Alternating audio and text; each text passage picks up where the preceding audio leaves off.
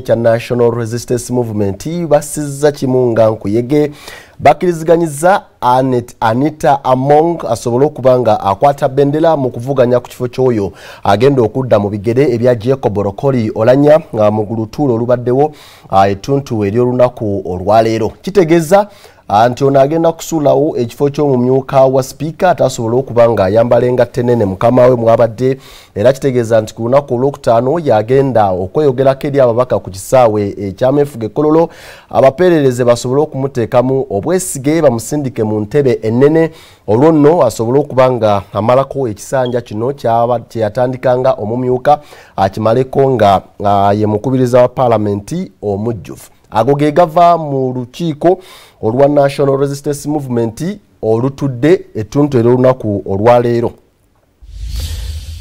Njagala mu kaseera kano twegatte ku Ronald Kitanda atubulire ebigambo